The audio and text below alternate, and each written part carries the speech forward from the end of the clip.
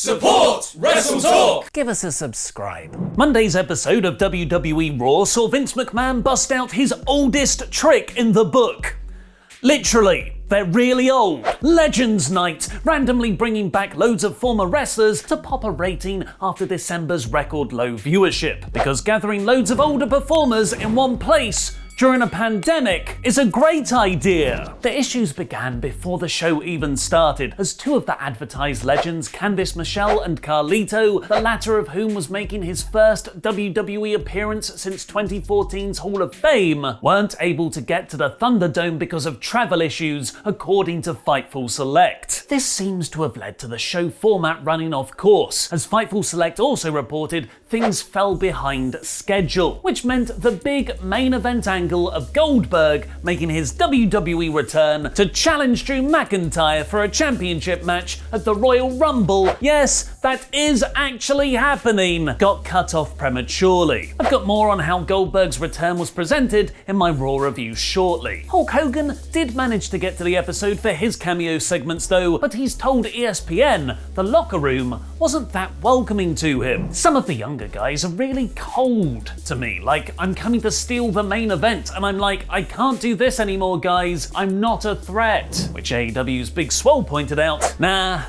I don't think that's it, Terry. She's talking about all the racist things you said, Hulkster. Some of those younger talent then vented their frustrations on the Raw Talk post-show, with Retribution leader Mustafa Ali work shooting on the Legends Night gimmick. I am agitated, I'm angry, but most of all, I'm confused. We dedicated a 3-hour show to old has-beens. You want to call them legends or whatever? They've had their time. A night like tonight is exactly what is wrong with this company. 3 hours to guys that can barely walk? I know that the generation before me paved the way, but when the hell are you going to let me walk on that path? Guys like Drew Gulak, Akira Tozawa, guys like myself, all of Retribution, not on the show. Why? Because we need to hear what you gonna do, brother, again, for the 7th millionth time. They pumped the cheers real good. Why don't you give us a chance? Sean Waltman probably made a smart decision then, by turning down WWE's offer to appear on the show, as he told Wrestling Inc. It's because I'm on every other friggin' Legends thing they ever have. Enough of me and my friends for a while, for fuck's sake. Elsewhere in wrestling news, Ring of Honor announced last night that they had mutually agreed to part ways with Marty Scurll. Scurll was accused of sexual misconduct during the Speaking Out movement last year and has not been seen on any wrestling show since, despite having signed a lucrative deal with the company which wouldn't only see him as one of the promotion's top stars, but also heading up a portion of their creative. Now it's time for a review of last night's episode of Raw Legends Night in about 5 minutes. Thanks for your support on Patreon, the $100 man CD Horver, and Arnie K, the K, stands for the coolest dude ever. The show cold opened with Hulk Hogan begging viewers to promote Raw on Tout, and then went straight into yet another obnoxious Miz TV segment with The New Day. Although Teddy Long interrupting them to book a one-on-one match with The Undertaker was very good, until Adam Pearce reminded him Taker is definitely retired and not returning for the next Saudi Arabia show. Wink. So Long booked a tag team match, Players, instead. The match was decent, and a year after John Morrison's WWE return, he took the pin to lose. Caruso alert!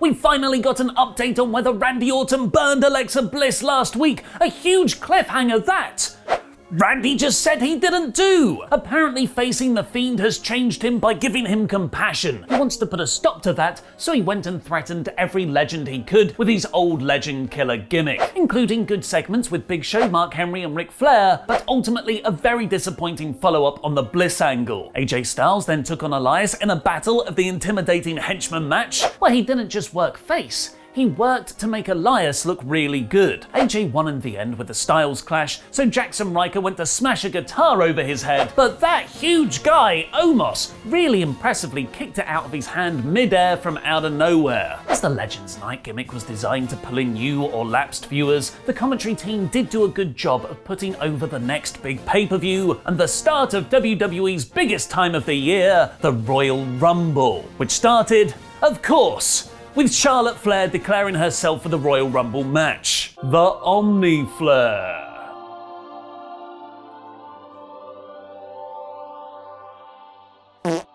Yeah, she's totally winning. The following tag match of her and Asuka versus Peyton Royce and Lacey Evans was entirely designed around Charlotte yet again. She came out with Rick, Asuka got worked over to build to a Flair hot tag, and she got to moonsault on both women. But then, the unthinkable happened.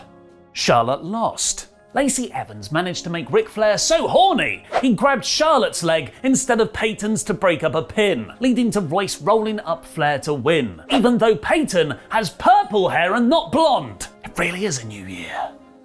Charlotte then shouted at her dad to leave her alone, replaying the same split angle they did a few years back, potentially signalling a much-needed heel turn for Charlotte. Matt Riddle took on Bobby Lashley in their first match for their month-long feud. Riddle showed some great physicality, going for Lashley before the bell, having back-and-forth offense rather than the standard face gets worked over template. I really enjoyed it. The finish, though, was interesting. Not totally bad, but I feel it wasn't the most effective for Riddle's character. He actually tapped in a Lashley lock, but the referee didn't see it. Lashley celebrated, letting Riddle get his own roll-up to win. Lashley and MVP cut a very angry promo afterwards, so hopefully this builds to a full-on Dream ex-MMA fighter match. Shayna Baszler jumped Mandy Rose during her entrance, leading to a match between Baszler and Dana Brooke, not wearing her in-ring gear, which made it even more depressing when Brooke got a pointless victory, getting Baszler's shoulder on the mat during a Kirifuda clutch. Rose then threw Shayna out the ring, bookending another example of how WWE can systematically dismantle wrestlers' star power over the course of a year. Baszler was one of the most strongly booked acts in the company last January.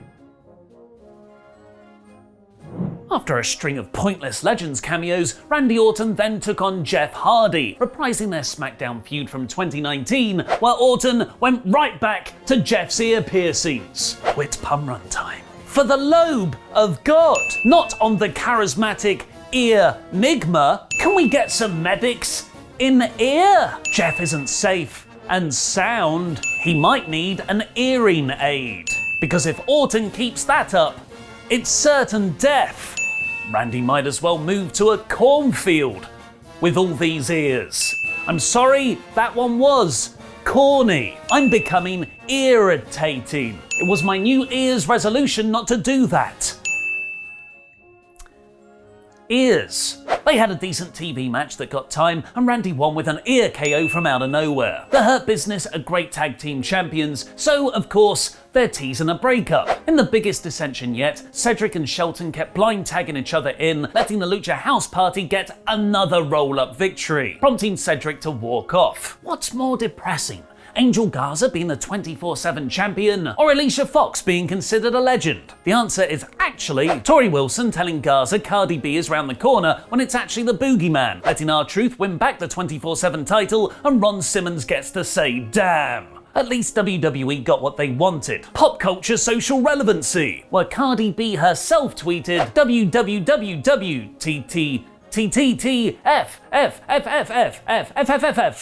weary face, face with tears of joy, face with tears of joy, face with tears of joy, face with tears of joy. This is not how my WWE debut was supposed to be. Vince McMahon, count your days. Cardi B versus Vince McMahon at WrestleMania 37 confirmed. And the main event saw all the legends sit on the stage for a super spreader Drew McIntyre versus Keith Lee WWE Championship match. They had a terrific big man versus even bigger man bout, with great back and forth action and real drama, as you could see Drew's strategy at work while Lee wrestled with a hint of desperation. There were several awesome power spots, including a pounce over the barricade, Lee being powerbombed through the announcer's table, and a top rope Spanish fly. Although the cornet in me wished they were actually part of the match's tension, as opposed to mostly being an ad break throw with no real consequence. Drew hit a Claymore to win, but Lee looked great in defeat. And no one will remember him losing anyway, because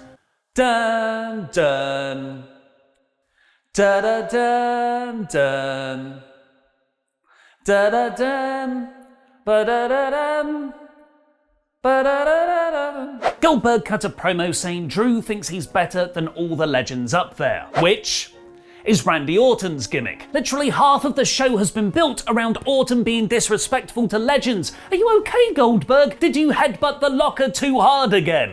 He weirdly came off as a delusional heel and then challenged Drew to a Royal Rumble title match. McIntyre had a good retort, saying it would be like fighting his own dad. So Goldberg shoved him to the ground and the show abruptly ended because it had run out of time. What did you think of Raw? Let me know in the comments down below and follow us at WrestleTalk_TV on Twitter to vote in our poll on a poll match, where 36.2% rated the show poor. Overall, I think the show was kind of average. There was a lot not to like, but it also went quite fast. The Legends cameos were mostly utterly pointless, but several of the matches were really good. And with Goldberg returning on Raw, that might mean we're not getting him versus Reigns at WrestleMania, which is good. This week's Raw is average. Paige is continuing to break WWE rules. Click the video on the right to find out what's happening and head over to Wrestle2 to watch our coverage of Wrestle Kingdom 15 by clicking the video below that. I've been Mr. Davis.